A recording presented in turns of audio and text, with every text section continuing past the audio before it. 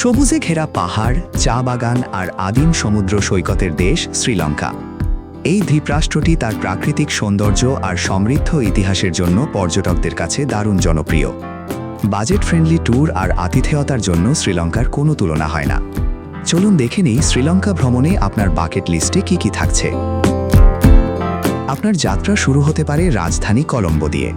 আধুনিক গগনচুম্বী অট্টালিকা আর ঔপনিবেশিক স্থাপত্যের এক অপূর্ব সংমিশ্রণ এই শহর। এখানকার গ্যালিফেস গ্রিন আর গঙ্গারামায়া মন্দির আপনার মনে এক অন্যরকম প্রশান্তি এনে দেবে। এরপর চলে যান বৌদ্ধ ঐতিহ্যের শহর ক্যান্ডিতে। পাহাড়ের ওপর অবস্থিত এই শহরটি তার টুথ রেলিক টেম্পল বা বুদ্ধের পবিত্র দন্ত মন্দিরের জন্য বিখ্যাত। ক্যান্ডি লেকের পাশে বিকেলবেলা ঘুরে বেড়ানো আপনার ভ্রমণের ক্লান্তি নিমেষেই দূর করে দেবে। প্রকৃতিপ্রেমীদের জন্য সবচেয়ে আকর্ষণীয় জায়গা হল নুয়ারা এলিয়া। মাইলের পর মাইল বিস্তৃত চা বাগান আর জলপ্রপাত দেখে আপনার মনে হবে যেন আপনি স্কটল্যান্ডের কোনো গ্রামে আছেন।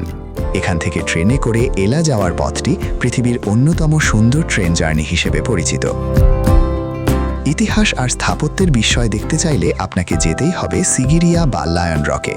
বিশাল এক পাথরের ওপর প্রাচীন এই দুর্গ আর তার চারপাশের বাগানগুলো আপনাকে মুগ্ধ করতে বাধ্য। এটি ইউনেস্কো স্বীকৃত একটি বিশ্ব ঐতিহ্যবাহী স্থান। সমুদ্রের গর্জন যাদের পছন্দ তাদের জন্য সেরা গন্তব্য বেন্তোতা বা মিরিসা। মিরিসার নীল সমুদ্রে তিমির দেখা পাওয়া এক রোমাঞ্চকর অভিজ্ঞতা, আর বেন্তোতার শান্ত সৈকত সারাদিন রিল্যাক্স করার জন্য একদম নিখুঁত। সবশেষে ঘুরে আসতে পারেন গালে ফোর্ট থেকে। সমুদ্রের পাড়ে ডাচ আমলের এই কেল্লা আর সরু অলিগলি আপনাকে ফিরিয়ে নিয়ে যাবে কয়েকশো বছর আগের ইতিহাসে। সূর্যাস্তের সময় দুর্গের প্রাচীরে বসে সমুদ্র দেখা এক অন্যরকম অনুভূতি।